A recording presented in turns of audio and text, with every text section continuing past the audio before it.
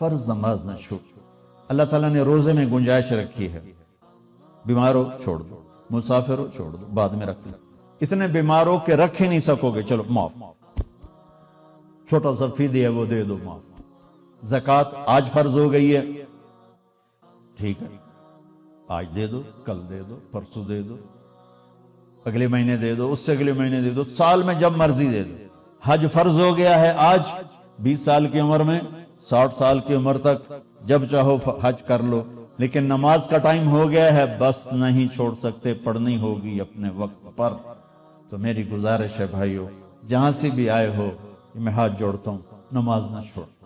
جب تک سجدے میں سر رکھتے رہو گے، اللہ کی چھاؤں آپ پہ رہے گی، اللہ کی نظروں میں آپ ہر وقت رہو گے، اور محبت کی نظریں آپ کا طواف کریں گی. فاصبر فإنک بأعیننا، اس کا میں ترجمہ کیا کرتا ہوں کہ میرے محبوب صبر کیجئے، فإنک بأعیننا، میری نظریں آپ کا طواف کر رہی ہیں.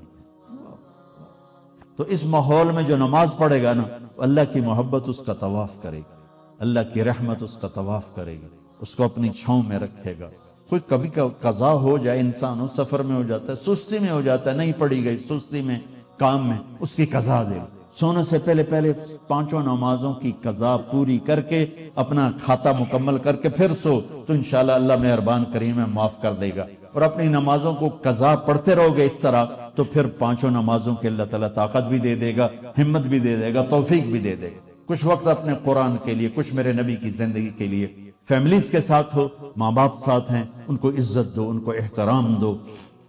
اور بیوی کے ساتھ، بچے ساتھ ہیں، ان کے لیے ٹائم نکالو. اپنے بچوں کو محبت سے پروان چڑھاؤ، ڈانٹ ڈپٹ سے نہیں، ڈانٹ ڈپٹ سے نہیں، ڈانٹ ڈپٹ سے نہیں، پیار محبت سے. میرے نبی نے 7 سال گزارے حسن کے ساتھ اور 6 سال گزارے حسین کے ساتھ. 6-7 سال میں نہ کوئی نصیحت کی ہے اور نہ کوئی ڈانٹ ڈپٹ کی ہے، پیار دیا، محبت دی، توجہ دی، سارا کچھ منتقل ہو گیا اور وہ جنت کے سردار بن گئے، جنت کے نوجوان. ہم بچوں کو نصیحت کر کر کر کر ان کی تباہی پھیر دیتے، اور اتنی چھوٹی عمر میں اسکولوں میں ڈال دیتے ہیں. پتہ نہیں یہاں کیا سسٹم ہے. ہمارے میں تو پاکستان کی بتا رہا ہوں، 3 سال کے بچے کا ایڈا وڈا وسطہ ہوتا ہے، اس کے سارے نیورون ہی جل جاتے ہیں، اور وہ روتا ہوا جاتا ہے، روتا ہوا آتا ہے. جو ٹائم ماں کی گود کا تھا وہ ٹائم اسکول کو دے دیا، تو وہ محبتیں ختم ہو جاتی ہیں اولاد کی ماں باپ کے ساتھ. اور ایک ماں 2 بچے نہیں سنبھال سکتی، تو ایک ٹیچر 30 بچے کیسے سنبھالی؟ تمہارے یہاں کا تو پتہ نہیں، ہمارے پاکستان میں تنخواہیں بھی بڑی تھوڑی تھوڑی ہیں، تو تھوڑی تنخواہ، 40 بچے، 30 بچے، تو وہ برباد نہیں ہوئے تو اور کیا ہوں گے؟ ایک ٹیچر بچوں کو سبق سکھا رہی تھی، بچوں پڑھو CUP سپ. تو بچوں نے کہا مس CUP کب ہوتا ہے؟ سپ، سانپ. کہا نہیں بچوں کہو CUP سپ.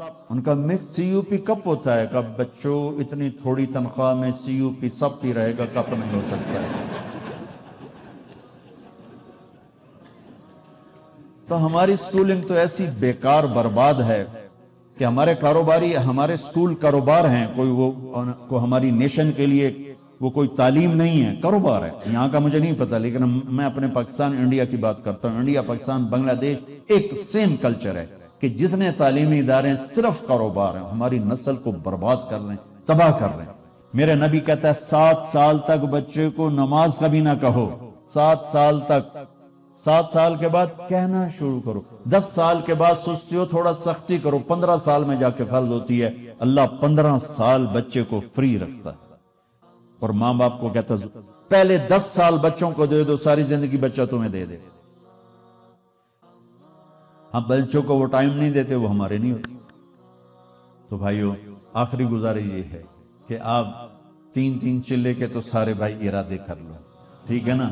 اور میں چھوٹا تبلیغی ہوں، میں چھوٹی تشکیل کرتا ہوں. میں نے ہر جگہ بس ایک ہی تشکیل کی ہے کہ اتنا بڑا مجمع ہر مہینے 3 دن باقاعدگی سے لگا لیں. نیت کرتے ہو؟ ہر مہینے جہاں سے بھی آئے ہو، تبلیغ کا کام ہر جگہ ہو رہا ہے، ہر مہینے 3 دن لگا لیا کریں.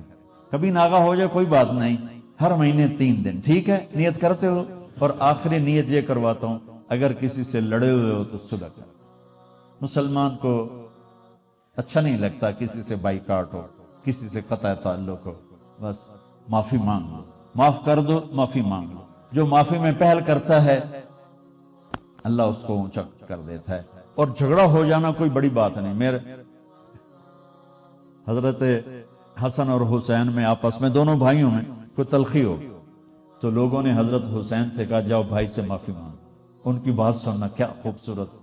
فرمانے لگے اگر میں جا کے معافی مانگوں گا نا تو میرا درجہ بڑا ہو جائے گا اور میرے بھائی کا درجہ چھوٹا ہو جائے گا.